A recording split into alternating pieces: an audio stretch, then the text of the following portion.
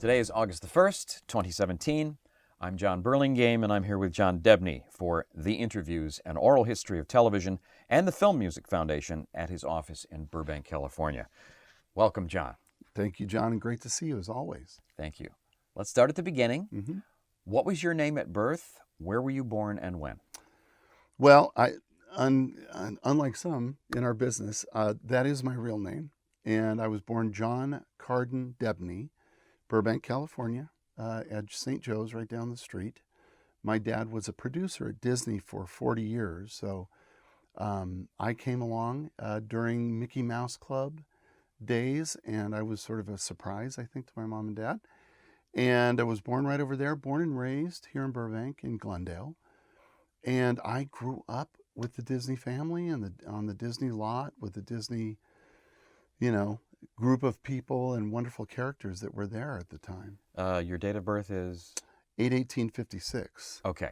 So, as you say, Mickey Mouse Club was already on the air at that point. Mm-hmm. And what do you remember about what your dad did for a living and any memories you may have about being on the Disney lot? It took me a while to really figure out what my dad did for a living. What my dad did was he was an associate producer on the Mickey Mouse Club, Zorro, all those TV shows of that era. And I think I really started to glean what my dad did when he used to bring home films on a weekend.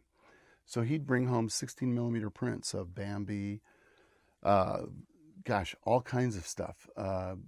All of those films that you know and love. And I remember particularly loving 20,000 Leagues Under the Sea, which was a really, sort of a brand new kind of film back in the day. And so that was really my first sort of gleaning of what he did. He worked at a studio. He was a producer on these films. I didn't know what a producer did. But he spent 40 some odd years there, and he was there as the clapper boy on Snow White and Dumbo and a bunch of other stuff. So he was right there with Walt at the very beginning. What was his name? Lou Debney. How was it that he met Walt Disney? Well, that's a great story. My dad had to sort of quit school because of the Depression during those times. A lot of kids that were in school had to sort of quit school and get a job to help support their families. So my dad did that. He was 15 years old. He had to drop out of school, and he started to sell newspapers on the corner of Prospect and Franklin, somewhere right in there in Hollywood. And lo and behold, one day, this certain guy would drive up every morning and buy a paper from my dad. He nicknamed my dad Whitey because my dad has shocking blonde hair. And so he would say, "Hey, Whitey, I'll take a LA Times," or whatever it was, or a Herald or something. And that was Walt Disney. So every day for about a year, Walt Disney would stop, buy a paper from my dad, and my dad would invariably every day ask for a job. And lo and behold, one day, I think about a year later, my dad was probably 16 or so, Walt said, "Hey, kid, you know what? We're going to be opening up a bigger place. And it's right down the street. It's on Hyperion Street. And why don't you come down there? Work for me. We'll get you started." And that's how it started. So my dad literally was one of the first. I've looked at his employment contract, and literally he was one of the 4 or 5 key players on Snow White. He was the clapper boy. He was the facilitator. He was kind of he'd be the one running dailies back and forth or sketches back and forth. So he was on this really short list of people. So he went from there, got a job with Walt, and spent his whole career there, 40 some odd years. Sort of moving up the ladder and eventually moving becoming up the ladder. A producer eventually. He became a producer eventually, yeah. What was your mom's name, and did she work? She did. Edith, her maiden name is Edith Hungate. And she and my dad met at the studio. And they had both been married before, a little scandalous back then. And they met, and my dad fell head over heels of this very beautiful redheaded woman. And they courted and married and tried to have a baby. And back in the 50s, it was kind of tough because, science wasn't where it is now. And lo and behold, they waited 9 years. They were actually going to adopt a child. and they were going to get on a plane. The story goes, they were going to get on a plane and go to somewhere to adopt a child, and then they found out they were pregnant. So 9 years, I came along, and my mom and dad. My mom was a little bit older in the 50s, and she had me when she was in her late 30s, which was kind of tough back then. So all in all, they were the greatest parents on the planet, and I was very lucky. Are you an only child? I am. Can you say what traits you might have inherited from your mom and dad? My mom was a very, very fine artist, and she was also a musician. She played guitar. And my first foray into music was with my mom. I was 6 years old, and she was part of the group that was part of the hootenanny craze, which was the folk music sort of revival back in the 60s. So they'd have these hootenanny nights, and there would be a group of guys and ladies coming over to my folks' house, and they'd be playing. And one day, I sort of got the bug, and I started trying to pick out chords, and lo and behold, I started to take lessons. And so I inherited music really from both of them. My dad was also a fine pianist, like a jazz pianist. He knew a few tunes. He didn't read music that well, but he played really well. So I had this great gift of having two very artistic parents that at a very early age encouraged me getting into music or the arts. And I'm forever grateful because, they fostered that, and they kind of made me practice, which I didn't want to do it. No kid wants to do that. But I did, and I stuck with it. And how old do you think you were when you picked up a guitar? I was 6. And I know because my mom would always remind me, you were 6 years old when you got your first guitar. In fact, I have my first guitar. Really? Here. Yep. My son did a very sweet thing. He had it rebuilt for me a few years ago for a birthday gift. So I play it all the time. But you also picked up piano along the way? I did along the way. A little later in life, I think into my early teen years, we had a really lovely piano, and I started to pick out and write songs, and I figured it was a good way to meet girls. If I could, bang out a tune or two and whatever. So you mentioned writing. When did you begin to actually compose, and was that sort of an early impulse? It was. Great question. I've thought about that. I had a kind of a burning drive to write songs, and that was my first attempt at writing music, was writing songs. And I would just sit at the piano, and eventually I got a 4-track tape recorder, 4 tracks, and you could record on one track, and then you bounce it over and you could play something else. So I would end up, like the Beatles, I guess, would be doing these multi-track recordings. How old were you? I think we fast forwarded, I would have been in 12-ish, 11, 12. I think that was the first time I started to think about, lyrics, and I wrote down lyrics. And so this would be late 60s, I think. Yeah, late 60s, yeah. I was always the young kid in an older band, for instance. Like I would be playing in bands with guys that were driving, and I would be, it's kind of embarrassing. I'd be the 12-year-old or 13-year-old kid. I would always lie about my age. I would say I was 13. But my mom would drive me to the gig, and take out the amp and put it up, and they go, oh, your mom's driving you. I go, well, But they were always 15, 16, 17. So I was very lucky. I guess I was good enough to play in an older band. So you were playing in rock bands then? I was. As a teenager? I was, yeah. Did that continue all through your teens? Funny story. I was playing in so many bands at the time, John, that I was playing in pep bands at schools that I didn't attend. So it was a lot of fun. And one time I remember, did the whole football season at a local school here because I was in bands with these different people. And so I was in a pep band. We're playing at all the football games.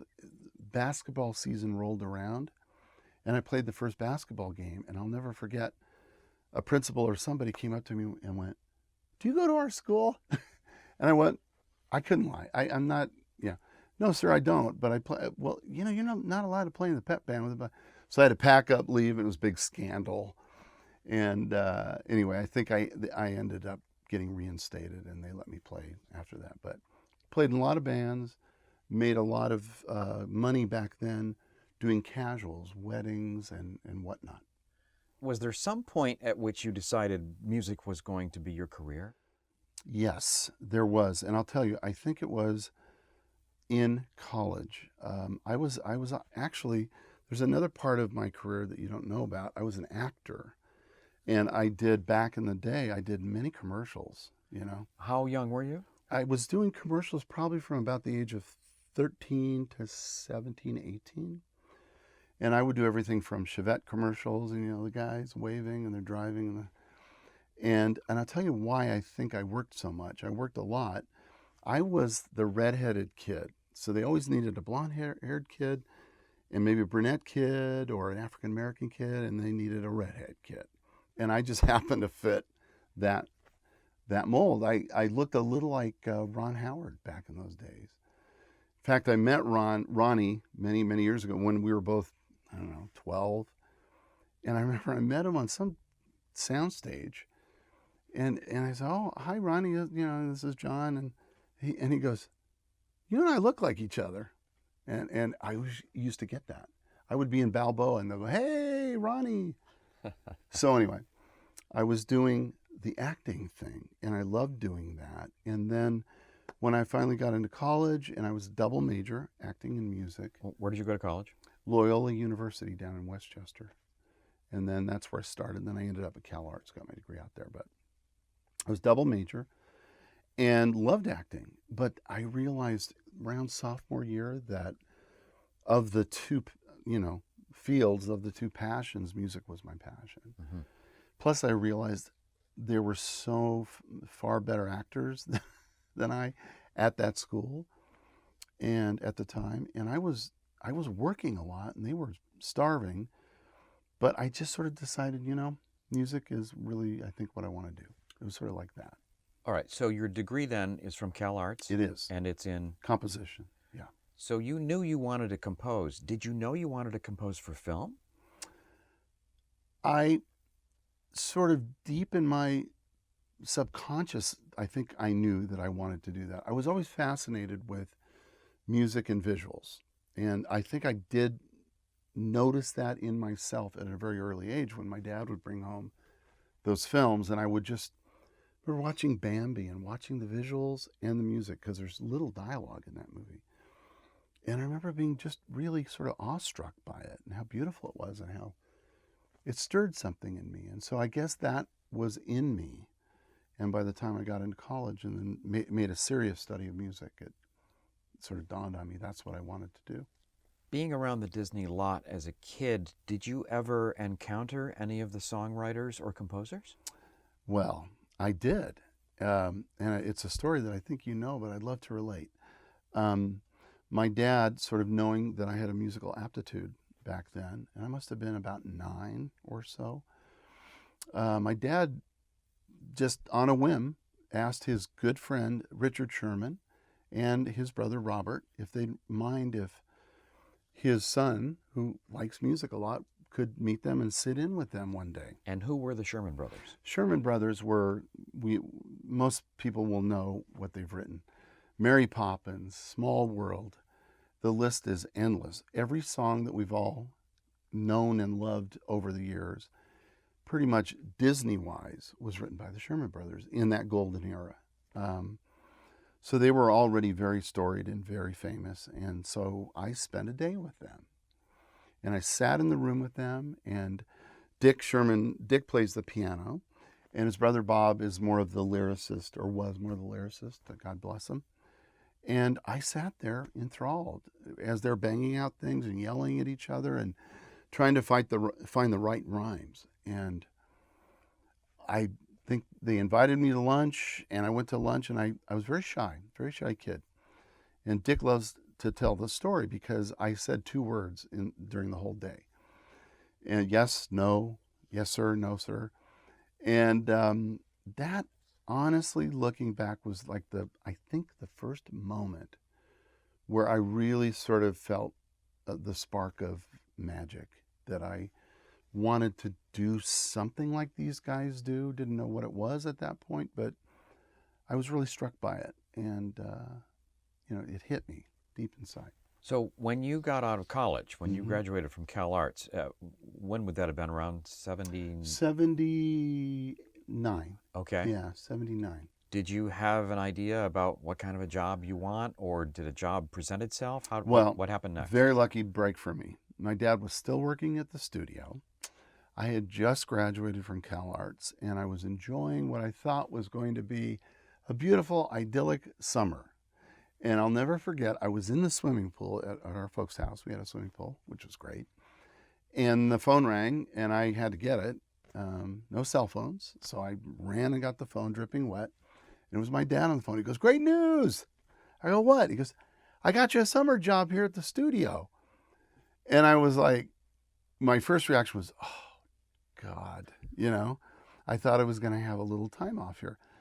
But he was incredibly wonderful, and he kind of knew I needed to get to work. So I had a summer job in the Disney music department, taping scores and running errands, just doing a little bit of this and a little bit of that. And at the time, it was kind of difficult because I was probably 19, and I just wanted to go and have fun, and I wanted to be on a beach somewhere. But what happened in that summer was I got to meet Buddy Baker. And who was he? Buddy Baker was a staff composer at Disney, an incredibly storied and famous, those that know Disney work, he was one of the staff composers. And he was one of the most successful staff composers, and he wrote things for the theme parks. He wrote a myriad of films, TV shows, very busy man. And he became a mentor. Buddy did. And what I noticed first about Buddy was he would come to work every day in coat and tie. And he would go in his room at the, right at the, click at 9 o'clock or 8:30. Sometimes he'd get there very early. And he would write, and go to lunch for an hour and come back and write. And I would notice when he'd leave, I'd peek in his door, and he'd have at the beginning of the morning just a few sheets, and when he'd go to lunch there'd be quite a few sheets. And so what I think I learned that summer from Buddy was discipline, and what it meant to be a professional. And it's really what I took away, and in hindsight, that's what I took away. At what point did you start to write, and did you stay at Disney for a while? Here's what happened.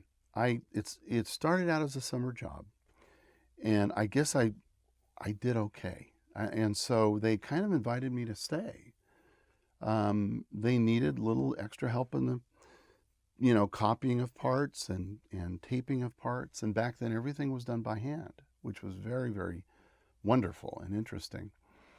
So I would invariably take scripts to somebody's house. I would go to Hank Mancini's house, take him a script. I would go to Lalo Schifrin's house and bring a script. I would go to Maurice Jarre's house, John Barry. I remember these vividly because these were my heroes. These were all composers working on Disney projects? These were all composers doing Disney projects. And there were also people that I knew because I made a study of who the really great ones were. So just even to drive up to their house and leave a script off was a big thrill for me. So once in a while I got to actually meet one of them, and I met a couple of them. But I stayed on, to answer your question. And I stayed on, and I think then in a certain period of time, I started to get some assignments from Buddy Baker, which was wonderful because they were doing Epcot right at that moment. They were gearing up. They were doing the Florida theme parks, and they needed arrangers. So I started to arrange for the theme parks. I started to do the television shows. If they had a Mickey Valentine show, they'd give it to me, which was incredibly fortuitous on my part because it was, many of these things were things that Buddy or some of the other guys had no time for. So they'd fall in my lap, and I would get to do a show or something, How was it that Buddy knew that you could write a full score, which is a bit of a leap from playing guitar in a rock band? No, it's a big leap. What Buddy would give me assignments, and so while I was taking these scripts to different people's houses and making coffee and doing all that, he would give me assignments, and he would say, Big John, I want you to take this Ravel, this Daphne said Chloe. He was from the South. The Daphne said Chloe, that thing. And he goes, I want you to take it full score and reduce it down to 3 lines. Now, for a composition student, that's rough. That you really have to get inside the music. So in his own way, Buddy was teaching me, and he was giving me assignments. And at the time, it might have seemed like drudgery a little bit, but in hindsight, he was teaching me, and he was grooming me to do things. And that first year was probably a lot of that kind of work. And then probably midway through my first year, I was starting to he would give me little assignments, arrange this, do this, and then he'd kind of look over my shoulder and make changes. There was also, at the time, there was a wonderful staff orchestrator by the name of Walter Sheets. Can you imagine an orchestrator with the name Walter Sheets? I'm pretty sure that was his real name. Anyway, he was wonderful to me. I think I learned more from this man and Buddy than anybody else. And Walter was the master orchestrator, and he orchestrated all of Buddy Baker's music. And I learned so much from Walter. Really did. He was the consummate professional, and really kind of the last of a breed of those kinds of guys. Do you remember? And ladies, too. Do you remember what your first screen credit was? Was it a television show? It was a television show, yeah. I'm not sure how this happened, but they were auditioning theme songs for the new Wonderful World of Color. They wanted a hip, updated thing. And so I got wind of it, of course, being in the music department. And through a series of fluky events, I demoed for it, and I did this demo.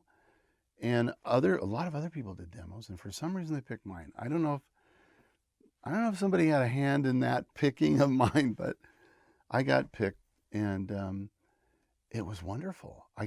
All of a sudden, I'm doing a Sunday night theme song, Disney's Wonderful World. It's like this rock thing, and I hired the guys from down at the park. There were some great rock bands and ensembles down there. Hired them, and we did this thing, and that was my very first credit. And I think it's kind of humorous because I've looked on IMDb not too long ago, and I think it says Disney's Wonderful World of Color, 1954. Well, I wasn't born yet, so they have the dates wrong, but that was my first credit. And maybe around 1980 or 81? Yeah, around 80, 81. That's when that would have been. Yep. How long did you stay with Disney? And were you under contract? I was on staff, yeah. And thankfully on staff, making a paycheck every week and doing the time card, and very thankful for that. And I was there for at least 3 years, maybe 4, because as time went on, I was really getting deeply ingrained in the theme parks, and now I was part of the team, and I was working, one month doing area music at Epcot, and then I would do a ride music. I would do New Fantasyland was opening up around that time. And I only left out because I had to, because when Frank Wells and Michael Eisner came in, everything changed, and it kind of needed to, because the studio had gotten into a kind of a, place of doldrum, and sort of a lot of people not doing too much and kind of sleeping during the day. I mean, it was sort of this thing. And Frank Wells and Michael Eisner came in and made a lot of changes and got rid of a lot of the staff people. So it was a gift for me, because I had to go out on my own and become a freelancer, which was a little bit scary, but that's what I did. What was next for you? I mean, were you hired by someone else? I was. Now we're into maybe my early 20s. Maybe I'm 23, 24. I got married when I was very young. 23-year-old kid. I got married. I met the love of my life. Been married 35 years now. And so I was married, lost my day gig, and now I'm having to go scramble and find work. So I did what we all do, which is I sent out a lot of cassette tapes. Remember those, John? I think they're now highly coveted. But I remember sending out just blanketing everyone. And I got a couple responses, and one of them was from someone doing a cable show for the new Disney Channel called Welcome to Pooh Corner. And it was this kind of wonderful Sid and Marty Kroftish kind of thing with the Pooh characters in these big costumes. And that became my steady job for a little while, and very thankful for that. I didn't do it per show. I just worked out a deal where they'd pay me per week. So I was getting a weekly So it was a Disney fee. Channel show. A Disney Channel show. Even though you weren't actually working Correct. as a staff writer at Disney. Correct. They were sort of autonomous. You know, Disney Channel was sort of brand new. And I'm not even sure how I got that connection, but I remember sending out cassettes and probably got wind of them doing a show, and that's how that happened. So that was a weekly series? That was a weekly series. The other two things that happened for me, again, very thankfully, was I met a man named Mike Post. And Mike Post is and was one of the most prolific television writers of his era, and still is, by the way. And Mike was this amazing mentor, and he was so generous. Like, he would include there'd be a group of us that would be writing with him on every given show. What were some of the shows he was doing? Oh at my the time? gosh, Hardcastle and McCormick, the A-Team. The list is sort of endless. Any Stephen J. Cannell shows he was doing. So I met Mike. I'll never forget the night I met Mike. He took me to a set, and they were filming something, and took me in his really fancy car, and it was just he and I, and blah, blah, blah. And we just had a kind of nice, lovely evening chatting, and I think he kind of liked me because I was kind of, fun. I wasn't too, stuffed shirt, and he liked that, I think. And so he invited me to start writing, and I did. So I would do a little bit for Mike every week. I'd do this Pooh Corner show, and we got pregnant on our honeymoon, had our first child, and so I was a working composer right then. When you were working for Mike, would you do pieces of these shows? I would. Every week we'd go to Mike's office, and he'd have the bad guy theme of the week. He'd write it out, and it was usually a really cool little clever thing, bad guy. And so I would get those. Sometimes I'd get the bad guy cues. Sometimes I'd get the big chase scenes, because you kind of graduated into doing the big chase scenes because they were of a kind, And so I kind of worked my way up with him a bit. And this was in an era when everything in television was an orchestra. This was live musicians, not synthesizers, mostly, right? No, all live ensembles of different sizes. A-Team was 30 people, and these sessions were fun because Mike would show up late. He'd be doing 8 shows, and so he'd have a really talented team, a core team, and I was the new person on the team. And he might show up, 15 minutes late, but one of his guys would go through the first few cues, we call them pieces of music, and they'd sound great. And the band, everybody knew each other, and Mike would walk in and think, "Hey, man," And he was very confident, very calm. And I'll never forget something he told me. There are many things he told me that were really great. First time I ever had a piece of music played by the orchestra, I just thought it sounded terrible, and I'm like, and on the break, I went up to Mike. I go, "Mike, I know I can do better next time." He turned to me, he goes, "John," he goes, "Look, first thing is, don't sweat it. There's always another cue. There's always another chance." And then he told me, like, "Don't do this or this or this. You're going to be fine. You're going to be fine." I was like, "Oh, God, thank God." But that's how he was. He just made you feel great. If you failed the first time, he gave you another shot. And not everybody kind of made it through, but for some reason, I was there. And I probably worked with Mike for a good 2 years like that, off and on. So this would be like mid-'80s? Mid-'80s, yeah. At some point, did you start to do the show Fame? That was my first big break in television. Does that predate Mike Post? That was during Mike Post. Okay, And tell so us. what happened was, I think by then I may have had an agent or knew of an agent that had clued me in that, MGM was looking for someone to come on to Fame. And they wanted somebody that had a little different sound. I knew that. They wanted the hip new sound, whatever that was. So I think that I sat with my friend who had an instrument called a Fairlight, which was a pretty massive, cool synthesizer of the time that cost hundreds of thousands of dollars. Now they cost $300, but anyway. I think we created a few pieces of music that were really kind of different. And weirdly, then the producer listened to a bunch of cassette tapes and he picked mine. And I got invited to go over and do Fame. And so I was the Fame composer. And that's when I had to actually bail out from Mike. Called Mike up and I said, God, Mike, I don't know how to tell you this, but I so appreciate everything you're doing for me. But I've got a chance to do a show. And he was so great. He goes, are you kidding? Dude, go do it. He goes, you're done. You're done with me. You got your own show. Go do it and kill him, knock him dead.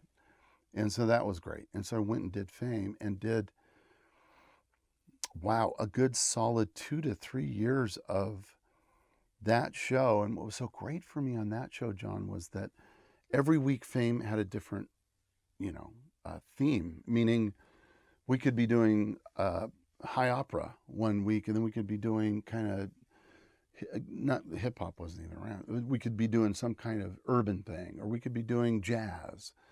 And it was a great, again, in hindsight, I was so lucky. Like, how do you fall into a TV show that does all these different things, and you get to kind of fail miserably and then pick it up next week and go and try something different? Fame was artistic, arts driven. Yeah. It was all about music and dance. Yes. and kids learning on the way up. Yep. Were you involved with pre-recording? Were you writing music that would then be performed on camera as well as dramatic underscore? No, and here's why. Okay. That was a whole other big job to do. And I think, if memory serves me right, there's a gentleman named Gary Stockdale or somebody like that who was very adept at doing these pre-records. So whoever that gentleman was, they would do the pre-records and work with Debbie Allen. It was really involved because it was doing the pre-records and then doing the dance numbers and rehearsing. So every now and then I would either do one of those pieces, or I would arrange some of it, or I would just do the underscore. So luckily I didn't have to do both jobs because it was intense. It's all music all the time. Was your underscore mostly synthesizers? No. So it was live musicians too? Strangely, it started more synthetic with this instrument I told you about. And then we'd bring in a few players. We'd bring in, or a small group. I'd do a string quartet, or I'd do a little 10-piece band, because whatever the needs of the show were. If they were doing a school play and it involved something that I had to represent musically, I would do that. As the show went on, the ambition of the show got larger, and so they wanted kind of a bigger sound. So I would start to work with, over time, 22-piece orchestra or 30, something like that. But it would vary week to week. We might do 2 or 3 in that synthetic mode, then we might do 2 or 3 in the more overblown. At what point would you come in? Would there be a cut of an episode that you'd look at that? There would be, yeah. There'd be a cut. We would go spot it with the producers. And Spotting meaning? Spotting meaning we're all sitting in a room and we're looking at the show, and we're sort of deciding where the music should start and stop. And usually the producers knew exactly where they wanted it to start and stop. And sometimes they were temped. The shows were temped with temporary music. So it would give you a good guide, a good map on what to do. So we'd spot, and then I'd go off and 1 week later do the score. Oh, so you had about a week in each case? About a week. That was normal. About a week, yeah. And how much music would you be expected to write? Well, for Fame, it was pretty heavy. I'd say 18 to could be 30, somewhere in minutes of music. Yeah, that range, yeah. It was a very good training ground again. I mean, that must be a theme in my life. I get these wonderful opportunities to fail miserably and then learn how to do it. Did you always conduct? I did. I learned from those guys at Disney that I mentioned that Buddy Baker, for instance, used to conduct with a pencil, and the pencil was usually like this big because he was always making notes. And I thought, wow, what a great idea. I didn't do the pencil thing. I actually had a baton, a traditional baton. But I really enjoyed it, I must say. I learned how to do that at Disney. Kind of trial by fire. I learned from the best, really, and observing and then doing my own thing. And I just kind of loved it. It was, still do. To me, there's an immediacy that's much more gratifying to me. I love it. When you conduct, you're out in the room with the musicians. Correct. As opposed to being in the booth where maybe the producer or director are sitting listening? Yes, and invariably after I'll do a piece of music, I'll run into the booth and we can discuss it as needed, or they'll come out. But I find also being with the musicians, I can get the performance that I want, and that's the big difference for me. Now there are times where I have other people conduct for me, but it's rare. Because I really enjoy it. But you also did a lot of animation too, didn't you? Well, right around that time, I started to do some animation, and that's another big break that I received right in that time frame. I, again, sent out cassettes, and whether it was an agent or myself, one landed on the desk of a man by the name of Paul DeCourt, who turned out to be one of my champions.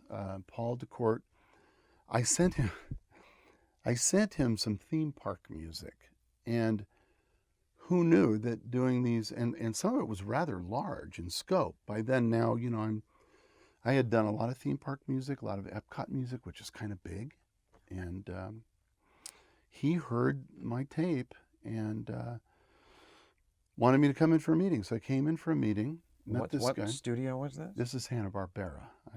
Sorry, I should have said that. So now I'm at Hanna-Barbera, and I meet this wonderful gentleman by the name of Paul DeCourt, who was the head of music. And he said, and literally this was even a couple steps before Fame. I don't think I'd done Fame yet. So I think that this show, Dragon's Lair was the name of it. Dragon's Lair. There was a famous video game. This was a show based on the video game. Paul DeCourt liked what he heard, and he gave me this show. And it was shocking because they wanted sort of a John Williams type thing, a sound, and they wanted it, every show scored specifically. So there were probably, maybe eight or nine, or maybe there were 13, probably 13. And we scored every single one of those. And I was given this gift of writing this stuff, and that was very big and ambitious and silly, and I think I overwrote. I mean, when I listen back to it, I'm like, wow. And even that music editor once told me, she goes, your music's amazing, but it's really hard to cut. She goes, and I felt terrible, and she goes, but don't worry, John Williams is hard to cut too. I went, oh, okay. So it's But anyway, so Dragon's Lair, and then probably Fame right after that. Was writing for animation different? Did it require any kind of different technique or style? Absolutely did. And interestingly enough, each studio had its own sound. Hanna-Barbera, of course, is the Hoyt Curtin sound. Right, sort of the home of the Flintstones. The home of the Flintstones and the Jetsons. And so I had done my show, or was doing my show, and I'll never forget, one day I was over at Hanna-Barbera, and this guy walks into Paul DeCourt's office, and it's a big, tall guy. Hey, Paul, how you doing? Big guy, really loud. Hoyt Curtin. And so Paul introduced, oh, John, this is Hoyt Curtin. Hey, kid, how are you? A big, full of life bear of a guy. And met him. And then as I was finishing my Dragon's Lair thing, I don't know why, one day. We should say who Hoyt Curtin was. Well, Hoyt Curtin is the genius of all geniuses. I mean, he wrote Jetsons, Flintstones, every Hanna-Barbera show that was ever, the Smurfs, Pound Puppy. I'm forgetting half of them. But he is the genius, and he created that sound. He created the Hanna-Barbera sound. And perfect example is Flintstones or Jetsons. It's sort of a jazzy, pseudo-classical, but kind of with a wink, thing. Met Hoyt Curtin, and then one day I get a call. It's Hoyt. Hey, Big John, how busy are you? That's the way he used to talk to me. And I'm like 27 years old or whatever I was then. I go, hey, Hoyt, never too busy for you. What's up? Hey, you think you can handle 20 minutes of Smurfs? This is on like a Friday night. Sure, Hoyt. When do you record? Monday morning at 8. So I go, yeah, sure. So it was crazy, wonderful, panic time. And I remember doing a couple things for Hoyt, and then he kind of liked what I did. And then I became a team member of the Hoyt Curtin thing at Hanna-Barbera. And we ended up doing, my goodness, I did Scooby-Doo. I did A Pup Named Scooby-Doo, which is the spinoff. I did a lot of things for Hoyt and for Hanna-Barbera and Paul DeCourt. And Hoyt was just one of my favorite characters that I've ever met. Hoyt used to have, he had a whole vocabulary of descriptions of music that you had to learn. And I remember the first session I went to, there'd be a wrong note in some chord that somebody had written. And he'd go, that's a real prober right there. It's a prober. And I turn and go, what's a prober? It means there's a wrong note. It's probing to find the right note. So he changed that. But he was just magnificent, because he would take a piece of music like that was a minute long, and he'd go, okay, guys, let's go from bar 1 to bar 5. We're going to put a hold on that. And the band had been working with him for 25 years. So they were like, yeah. And he'd go, and they'd do a hold, and then they do a flare out to commercial. They do a hold, come down. They do a button. These are all like animated. Since you're asking about animation, you're getting the tutorial now. There was a whole process building these libraries of music. And Hoyt Curtin was, again, one of my favorite characters of all time. Last Hoyt Curtin story, he used to have a driver. And so we'd go to breakfast, and the driver would bring him over to Denny's or wherever. And I asked somebody one day, I go, Hoyt doesn't drive. He goes, oh, no, Hoyt doesn't drive. And I go, oh, does he just not like to drive? And they go, well, no, he's so rich, he doesn't have to drive. And I go, oh, and I assumed it was because he had created such an amazing volume of music. He invented a little diddly bob, like I don't know what it is to this day. Someone will know out there. It was a little plastic coupler that did something, and he made millions of dollars on it. So he was like an inventor. So he did the music thing for fun. He was just having a ball. He made his big money on that doohickey. And I just thought it was the coolest thing in the world. Wow. Hoyt just does it because he enjoys it, which is cool.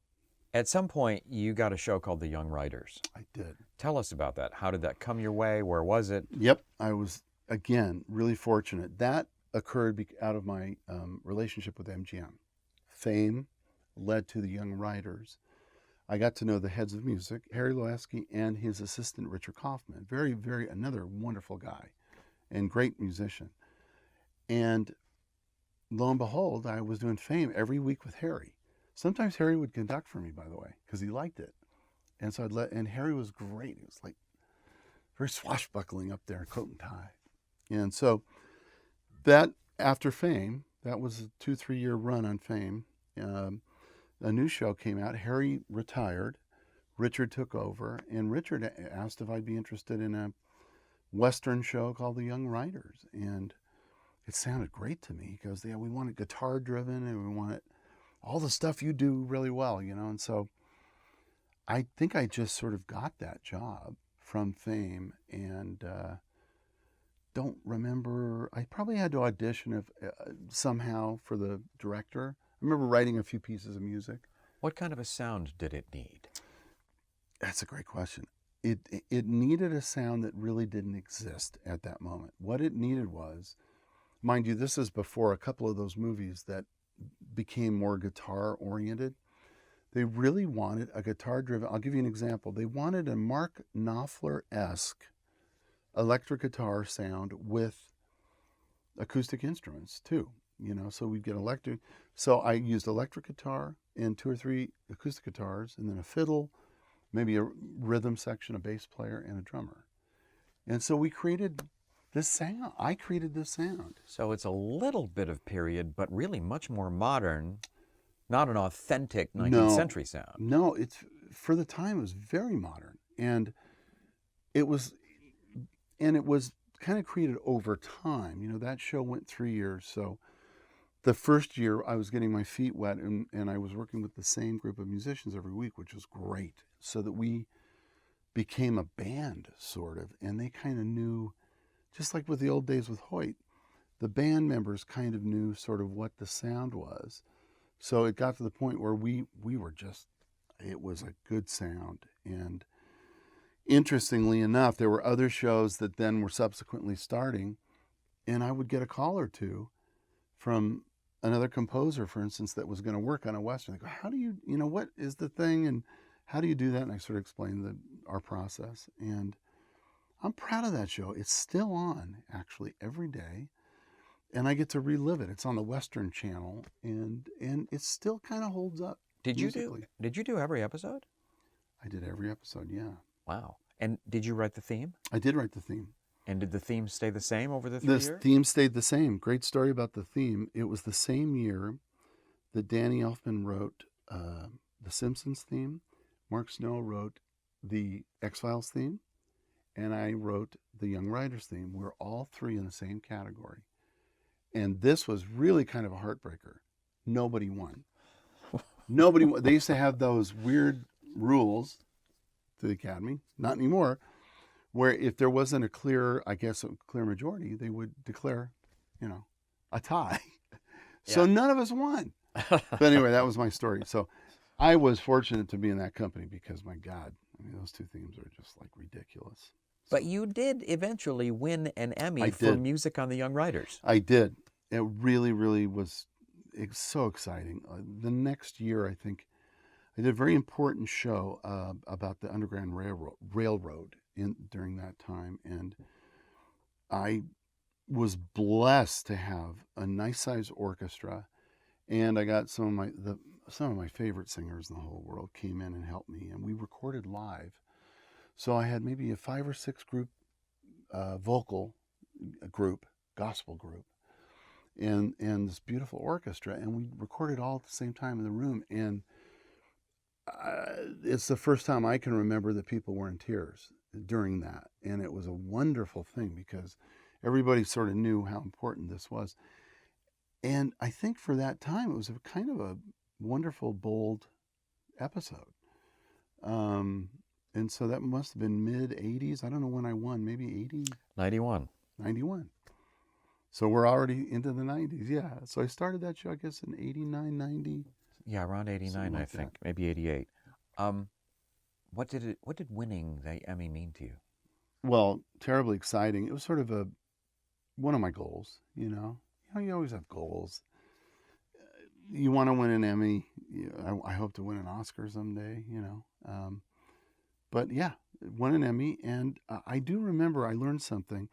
It's the highest of highs, and then then about a week goes by, and you're really low because you kind of realize, well, geez, is that it? Like, do I have anything else? But then, I quickly realized I've got work to do, and I had to write the other shows. So anyway, but it was a lot of fun. But it didn't. Career-wise, didn't mean much. I wondered about that. Does it make a difference? It didn't to me. Honestly, I don't think it mattered at all. I don't know if it still does. Did your price go up? No. No, price didn't go up. It's funny how this town is. I think it's that old curse, I guess. If you win the Oscar. Yeah, then you don't work for 2 years. You don't work for 2 years. I want to ask you about a very big, high-profile show that you did starting in 1993 with a very high-profile producer. Great. Can you talk about Sequest Oh, DSV? I'd love to. My introduction of Steven started with a Steven. pilot, Steven Spielberg. Started with a Civil War pilot. That's where we connect the dots. Young Writers, Western. I did some big Western scores for Young Writers. A producer from the Young Writers was going on to do Amblin, do a pilot called Class of 61, which was a Civil War pilot about the graduating class at West Point at the outbreak of the Civil War. And so my friend Jonas McCord, producer writer, brought me over there to Amblin. And so there I am all of a sudden one day, and I'm going to go meet my friend Jonas, and we're going to go talk to Steven. So okay, I'm going to go see Steven Spielberg today. Go into Amblin, which is a really lovely place. Everybody's really nice over there. And went in, there's Steven. Hey, John, big fan, whatever. And made me feel completely at home. And I did a pilot for him called Class of 61. And interestingly enough, it was with Janusz Kaminski, who became his #1 and only cinematographer, and myself, and the director was Greg Hoblet, who's a really fine director. Yeah, he came out of Hill Street Blues. He did. He came out of Hill Street Blues. So great people. We did this pilot, didn't sell. The pilot was fantastic. Didn't sell. It had an all-star cast. You'll have to look that up. Class of 61, you'll have to look it up. But anyway, didn't sell. And we worked very hard on it. Steven was thrilled with the music. And through that, I think through Class of 61, when Sequest came around, which was going to be their new high-profile sci-fi show, I got the call. I got a call, and I think it was directly from his office saying, Steven, would love you to come over and look at this thing. And I know what happened. They were going to do a presentation to the network. So they had done like maybe a 5 or 6 minute sizzle reel, and they needed it scored. So they called me, and I did it, and we went over to the old Evergreen Studios here in Burbank, and they hired, a 30-piece orchestra or so, and we just did this big action scene with, Roy Scheider, and it was a pretty exciting thing. And Steven came over. Everybody was there for the recording, loved it. They sold the show, and then I went on and became the Sequest composer for like the first year and a half of that show. I guess we should say what the show was about, what its format Sure. was. I mean, it was an underwater kind of thing. It was an underwater Star Trek. That's the way I best describe it. It was Star Trek underwater. That's the way Steven described it, sort of like all those shows that you love. Voyage to the Bottom of the Sea was an old great show back in the 60s. And so it was like that. Scheider was the captain of this of the vessel. Of the Was it a ship or a submarine? I don't remember. It was a submarine. Yeah. I don't know what the heck it was called. The Sequest, I guess. Yeah. It was cool. It was kind of post-apocalyptic. What kind of music did the show need? Oh my goodness, big, huge orchestral music. Just Steven wanted that. He wanted the John Williams-ish sound, and that's what I strove to give him. And we just worked with a good orchestra every week. 40, 50 piece every week. And he kind of let me do what I wanted to do. And every now and then I'd get, every third or fourth show, I'd get a little note from Steven, like, hey, loved last week. And what do you think about this week? Do it like, and he'd reference some composer from the 50s. And I loved that. Why don't you do it like Leith Stevens in, and it was so much fun for me because then I had to go listen and go, oh, okay, we'll do it like that. And that was just a wonderful, God, that was great. And so I was going over there weekly and, saying hi to Steve. I would just go over and bump into Steven or go into his office and just chat with him. And we had a really good relationship. So he took an active interest in the score then? He did. Yeah. Very interested. Did you do most of the first season? I did all of the first season. And then midway through the second season, what happened was I started getting busy with features. And Steven had a feature called Little Giants that was really a fun feature, but it was a movie that was a little bit in trouble. They had some turmoil on it. And so I had to jump into that midway through the second season. I jumped onto this film for him. And I got my friend Don Davis to come in for me on Sequest. Did a fabulous job. And you also wrote the theme for Sequest. I did. Which won you another Emmy. It won me another Emmy. Wow. Yeah. Not bad. Lucked out on that one. When you're on a show like Sequest, who do you work with normally? Who's your collaborator that maybe helps decide Good question. the style or the speed or whatever?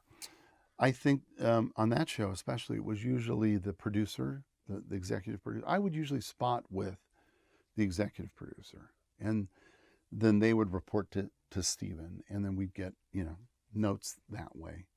The directors on those shows would kind of show up maybe for the spotting session, but not necessarily for the actual recording. The actual recordings I sort of did by myself. It was great. We'd spot, we'd talk about it, and then I'd go record, and nobody would show up except the head of music. She would come by, but it was a kind of wonderful time. It was there was a lot of trust. Steven trusted me, and very grateful for that. The 90s are also an interesting time because in television, orchestras were kind of being phased out in favor of synthesizers, weren't they? Yeah. What was your experience, and was Sequest therefore the exception to the rule, or were they still doing a lot of orchestras? That's a great question. I do think Sequest and Star Trek specifically were two shows that were sort of known in our community as the really cool shows to do, because the budget was adequate. The budget was what it should be to do a show properly. And I think that Star Trek and Sequest were both in that world of wonderful gigs that you got to really do something with. As budgets got smaller, and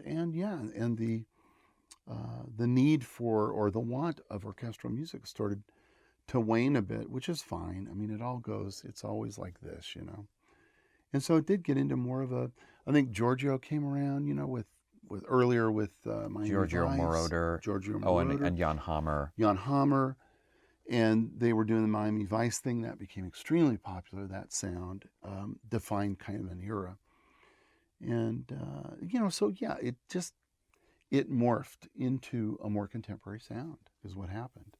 You mentioned Star Trek. Yeah. You got to do a couple of Star Trek shows. Can you talk about that? Oh, I'd love to. I was always a huge fan of Star Trek, the original, and then the next gen and everything. And I actually knew the composers on the show very well. Dennis McCarthy and Jay Chataway. Fantastic. This was on The Next Generation? It's on The Next Gen, yep. And David Bell. I'd be remiss to not mention David Bell. He's amazing. And a lot of other people that did those shows. And so I got to know them, and they're sort of a collegial atmosphere, more so then than now, but it was kind of in vogue then to be. I would see Dennis at a coffee shop, and we'd talk shop and stuff. And lo and behold, they needed another person to come in and work on this new spinoff, which was Deep Space Nine. So I came in on Deep Space Nine and did one or two of those shows. And, you get your feet wet. Star Trek had its own sound. It was different than Sequest. And Star Trek had a definite sound that sort of Dennis McCarthy had created.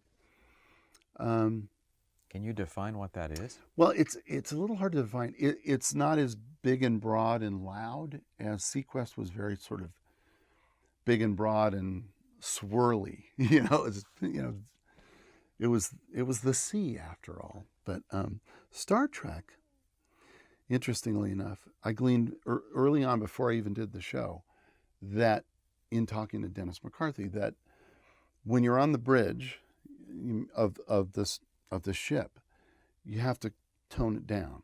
So anything, if you'll notice on these shows, anything that's on the bridge, you can still have everybody playing, but it has to be kind of quiet. And then when you go outside into space, the trumpets could blare and you can get big. So Star Trek was different. Star Trek had that kind of more subdued sound, and it was a good sound. It worked really well. So when I got to do a Deep Space Nine, and it was a little bit different show. It was a little more sort of comedic. Is not a great word, but it was a little lighter than Next Gen. So I did one Deep Space. They liked it, and then I did another one. And in that time period, they called me to do another spinoff for Star Trek, and I couldn't do it. I was in the middle of doing a feature, so now my feature career was starting. So I think I was in the middle of a feature, couldn't do more Deep Space Nines, but then maybe a few months later they called about doing a Next Gen, and so I did one Next Generation called Pegasus, which was a really fun thing to do. It's sort of interesting that you've now been fairly active as a composer for around 15 years in this town. Yeah. Mm-hmm. And you seem to have been able to do work in every genre. Yeah. Were you ever pigeonholed? Were you ever typecast? I think I was, John, for sure. I was. I think, especially after doing a number of comedy films, I was definitely I was the comedy guy. I think it's just like anything in life. You know, you go through periods of being the comedy guy or the comedy lady. And right around that time, 90, I'd have to guess, 92-ish or so, there was, I mean, it was really weird. I did something like Cutthroat Island, which is this huge, bombastic, 110-piece orchestra. Pirate movie. Starring Gina Davis, which, was an incredible experience. And then I would do, I got to know my friend Tom Shadyac, and I would do a Bruce Almighty. Or the first thing I did for Tom was Liar Liar. So I was, I don't know what you'd call. Would you call me the schizophrenic composer? You did a theme for a show called Sisters. I did. And it's kind of interesting because you didn't start with the show when the show started. I didn't. What's the story? Do you remember? That was a period, John, where now you must remember, now I am TV guy. I sort of became not unlike my friend Snuffy Walden, who's a very prolific, great TV writer. Snuffy and I actually traded shows. We would split shows.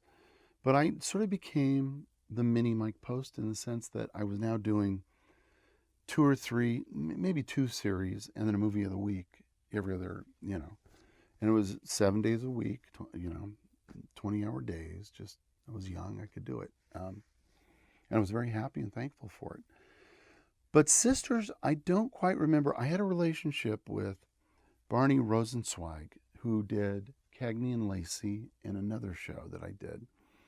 And again, in my career as being the revolving composer on certain shows, I believe Sisters was a Barney Rosenzweig show, and something had happened on Sisters, and I'm not sure what, that they had the first year or something, and I don't know what happened. They weren't happy with the music. There was actually no main title music in the first year or two, I think. Is that right? Yeah. Well, then I think that then the desire must have been for me to come in, kind of do a different type of music, and I might have offered to do a main title or something, and it was quite, as I recall, it was a really sweet main title. It's piano, isn't it? It's piano-based, very piano. That score was very piano-based, yeah. And people sort of loved the show when I did that show. I almost forgot about that show. That was a period where it was a blur of work. Because you were doing so much television. I was, and I was so thankful and just banging it out. Always trying to give my best. I mean, I didn't want to necessarily have to hire a big team. I always, rightly or wrongly, I always figured, well, I really want to do as much of this as I can. So we're going to come back to the features in just a second, but I thought maybe we could wind up the television aspect of your career by jumping ahead, because there was a period where you were so busy with features that you really didn't do TV. That's right. And then, did the History Channel call? What happened? How did you get Hatfields and McCoys? Well, that's a great one. I tell you. Well, we all know that TV has now become it's where some of the best work is done. There was a long period of time in my career where I just couldn't do TV. I was so busy with features, and I had great agents and great managers, and boy, there were years where I was doing too many features, to be honest with you, like 7 or 8 at a time. I just loved it. I just, there was no other way to put it. I would bump into my friend James Horner as he was doing some big show, and we would trade.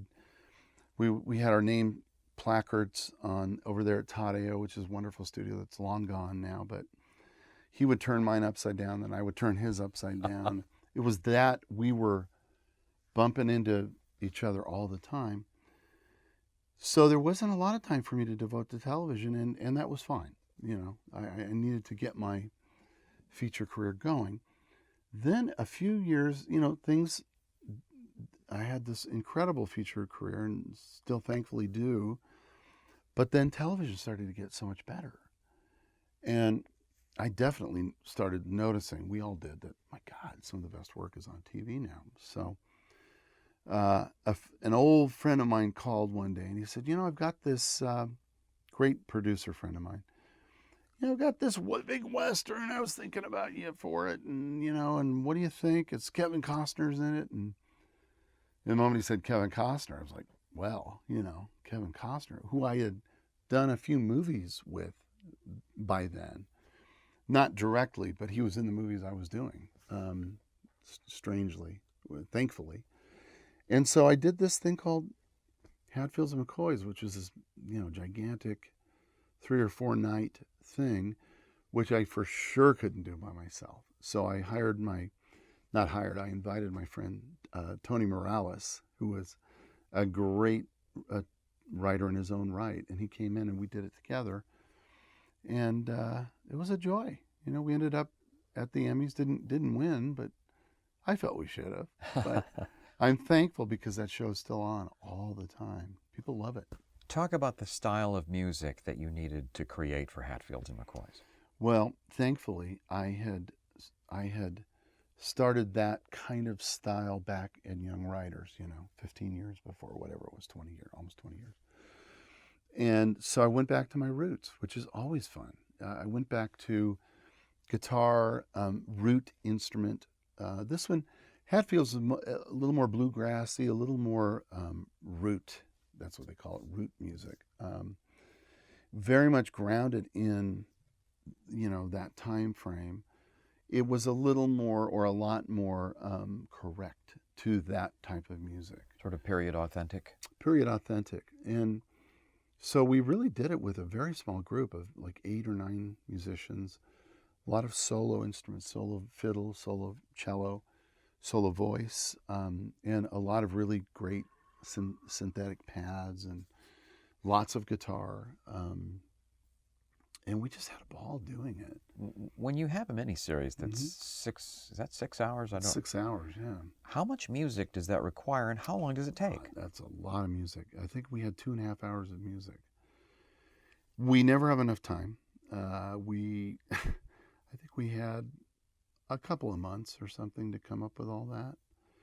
But when I do something that when I'm lucky enough to do something that I've kind of done before, in the sense that I know where to go musically, I go to my A team. I pull in Lizbeth Scott, who's my incredible singer. I call in all my guys and my musicians, and I have a cadre of great players that work with me. So, like drummers, guitarists? Drummers, guitarists, all the above. Yeah, all the above. Just incredible performers, And again, since Hatfields, I've done Texas with the amazing Bruce Texas Broughton. Rising. Yeah. Yeah. Which was 10 hours. That's insane. It's insane. Who does 10 hours? Now, that's another interesting collaboration. Yep. Bruce Broughton, a kind of legendary composer. How did you guys split it? I begged him to do it. I did. That one was going to be, originally was going to be 6 or 8 hours. And then all of a sudden, crazy people, they said, let's do 10. Why not? We'll get an extra night, I begged Bruce. I told my friend, same producer of Hatfields, Leslie Greif, and I said, I can't do this by myself. He goes, oh, yeah, well, of course. Who do you? I go, well, if we could get Bruce Broughton. He goes, Bruce Broughton. He goes, you mean Bruce Broughton, Silverado, Tombstone? I go, yeah, that Bruce Broughton. And he goes, you know him? And I go, yeah, we're really, really good friends. Why don't I call him up? Called Bruce. And I said, I know you're going to say no, but hear me out. And he goes, oh, what do you got? What's up? And I go, I've got this thing. It's 10 hours, probably about 3.5 hours of music or more. And he goes, whoa, stop there. He goes, are you crazy? And I said, yeah, I'm crazy and I want you to do it with me. And he goes, okay.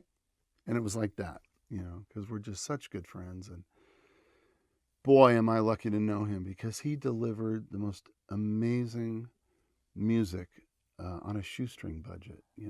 What was the show about? It was about the history of Texas. Literally spanned from, when Texas wasn't a state yet, and it spanned with the war with Santa Anna, the Alamo. It spanned this whole thing and ended with statehood for Texas.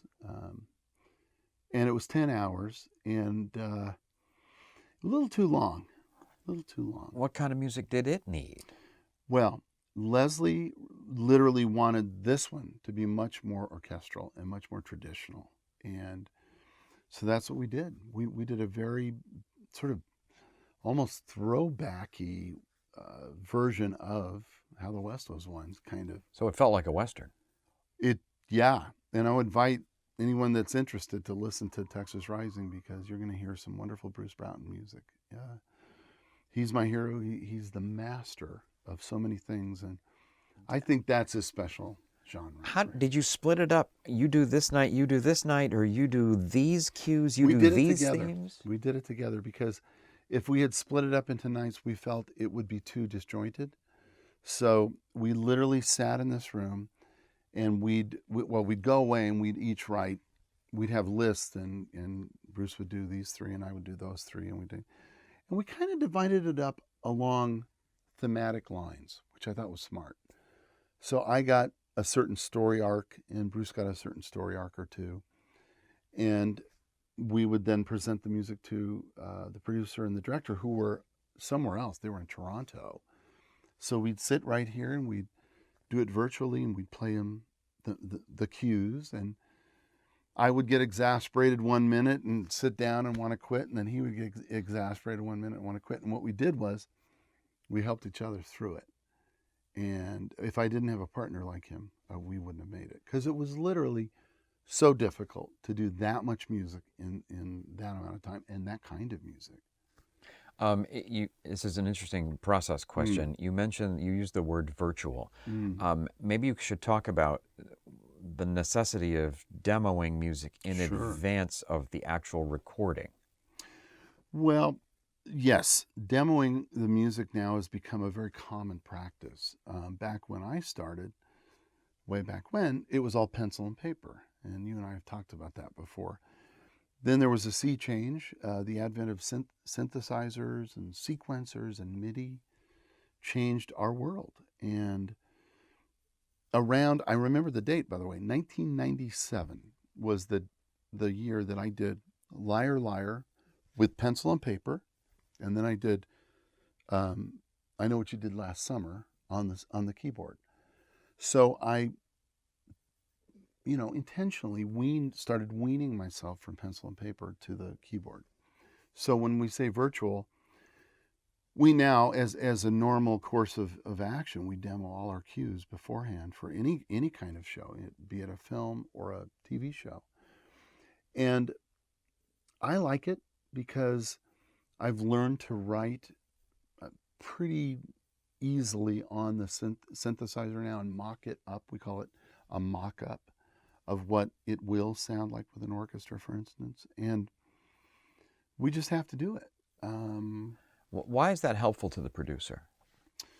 Well, it's helpful to both of us, because if you're going down a path that isn't maybe what they want, you can find out rather quickly, and sometimes in very colorful terms, if they hate it or, right away. So in my case, I love it because it gives us a frame of reference. So I can again, fail miserably, But then once we find that path, it's really a tool. It's a helpful tool. I'm working on a show right now where the director had not heard a lot of demos before. He loves it now because he can actually audition the piece of music, give me notes, and then I fix it, resend it to him, and then he signs off, hopefully, and then we go to the scoring stage. So there's nothing left to the imagination, really.